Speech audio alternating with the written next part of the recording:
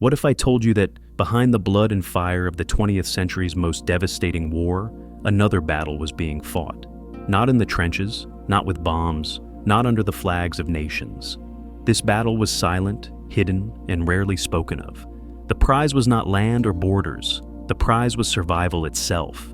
It was a market of desire, a brutal arena where choices were made not by generals, but by women standing in the ruins of a shattered world. Here, loyalty was tested, love was reshaped, longing was rewritten. The greatest war in human history also became the harshest stage for biology, a mating ground forged in destruction, where the future of bloodlines was decided in silence. The year is 1942. Entire continents burn. Soldiers crouch in frozen foxholes with rifles trembling in their hands, their breath misting in the winter air, their ears alert for the thunder of artillery that may erase them in a heartbeat. The sea carries fleets across the Pacific, while the sky trembles under the roar of engines. Every young man knows his life may be measured in days, even hours. Yet within his breast, he carries a talisman against despair, a photograph of a girl smiling, a perfume-scented letter tucked in his pocket, a memory of a home he may never see again. She is not just a woman to him. She is his reason, his anchor against madness. In his imagination, she waits faithfully, weaving her patience like a mythic Penelope, her devotion untouched by time or temptation. It is a beautiful story, a necessary story, for without it, the slaughter would seem unbearable. Yet, history, when stripped of sentimentality, tells us something far more difficult to swallow. It tells us that for countless women, the war was not a time of patient waiting, but of unprecedented opportunity, a moment when hypergamy, the primal instinct to choose a mate of higher status, was unleashed in its most unrestrained form. War had shattered the cages of social structure, scattered the familiar boundaries of class and geography, and filled the streets with men who carried both danger and irresistible power. In that chaos, the ancient law of selection moved like wildfire. Hypergamy is not a condemnation. It is not the creation of society. It is older than civilization itself, carved into human instinct over thousands of generations. It is the impulse of survival, the deep current that drives a woman to choose not the weakest, not the safest, but the man whose strength, resources, or status can best guarantee the future of her children. In times of stability, it hides beneath rituals of courtship, family approval, and gradual romance. In times of collapse, it bursts forth naked, merciless, accelerated into its purest form. World War II was such a crucible, an environment where every constraint was obliterated. Consider the women left behind on the home front, their brothers, boyfriends, husbands shipped overseas, their towns stripped of young men. In the sudden vacuum, anxiety bloomed like a shadow, an unspoken fear of being left behind, of watching their prime years slip by with no partner, no security, no child to carry their line forward. Into this fear marched the soldiers, strangers draped in uniforms, carriers of status not by birth, but by the sheer fact of war. A farmhand elevated to sergeant suddenly possessed an aura far beyond the reach of any hometown boy. A bomber pilot, who each morning defied death, held a charisma unmatched in peacetime. The uniform was no longer cloth. It was a symbol of survival, of victory, of tomorrow. And so, the tide began to move. Statistics tell the tale with a cold clarity that ink cannot soften. Marriage rates surge beyond prediction as women rush to bind themselves to men before their departure. After the war, the phenomenon of war brides emerged in staggering numbers. Over 100,000 from Britain alone, tens of thousands more from Australia, New Zealand, and the fractured lands of Europe.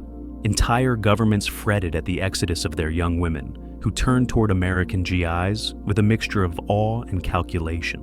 These men, whose homeland was untouched by ruin, became symbols of abundance, of a land where ration books did not chain every meal. The women voted with their feet, their choices echoing across the Atlantic, their futures anchored not to local men, but to the victorious stranger.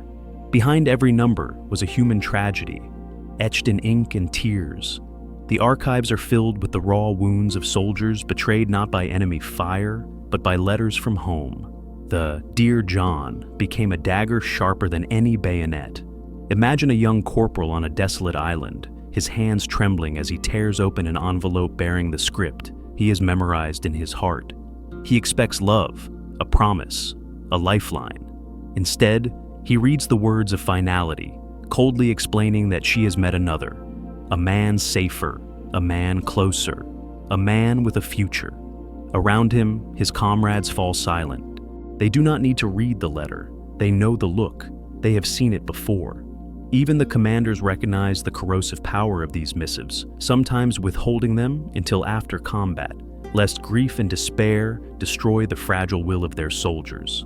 For what is a man without the belief that he is fighting for someone waiting? Yet biology does not pause for sentiment.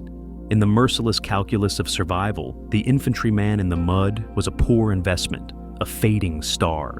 The pilot, the officer, the technician stationed far from the front. These were better bets for survival, for provision, for future children who would not grow fatherless. This is not to accuse, but to reveal.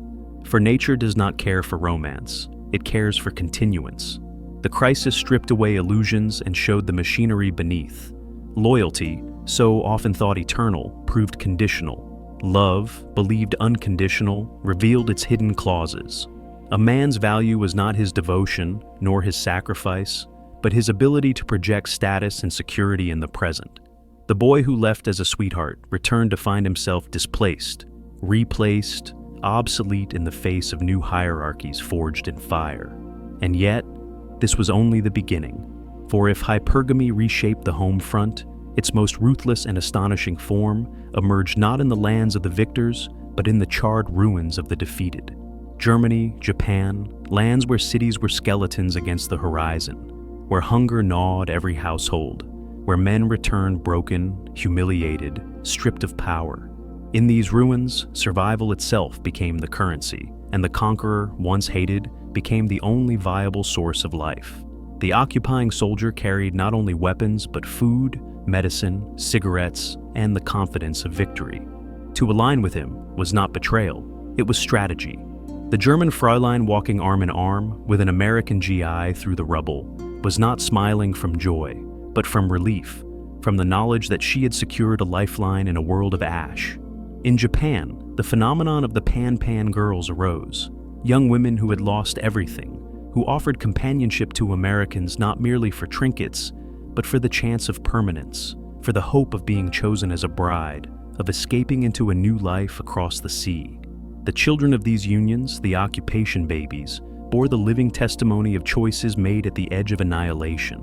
They carried two worlds in their blood, often rejected by both, yet they stood as proof of a strategy that worked. Their mothers, scorned by neighbors, had nonetheless ensured their children's survival, securing them ties to the victors, to a future beyond rubble and famine. Such stories repeat with haunting consistency.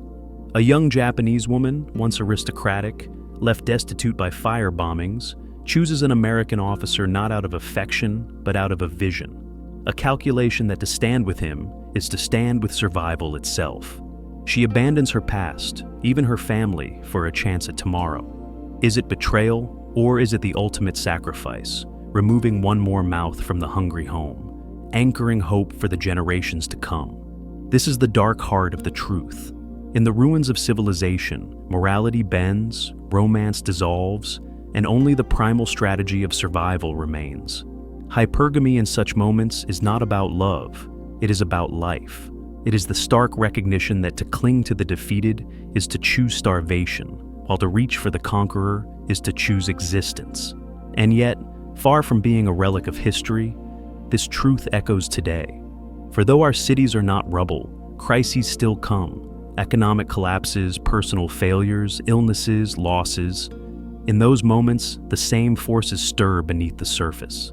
A man's past devotion, his history of sacrifice, cannot shield him if his present falters.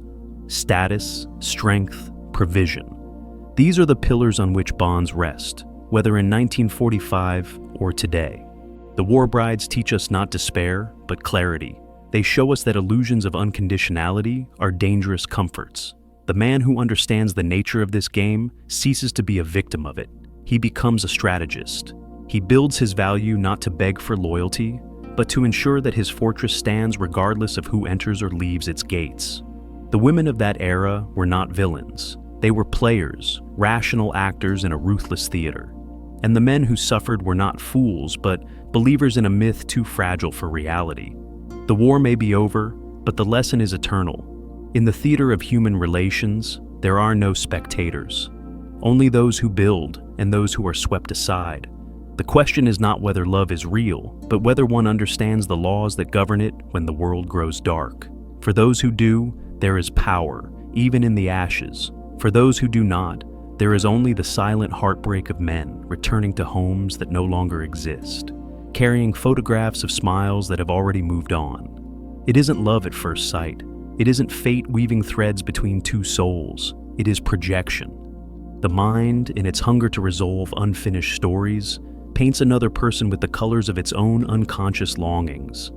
Every glance feels divine because you are not really seeing them. You are seeing the missing part of yourself reflected back. That electricity you call chemistry is the collision of your unhealed wounds with the mask of another. And yet, it feels irresistible because in that illusion lies the promise of wholeness.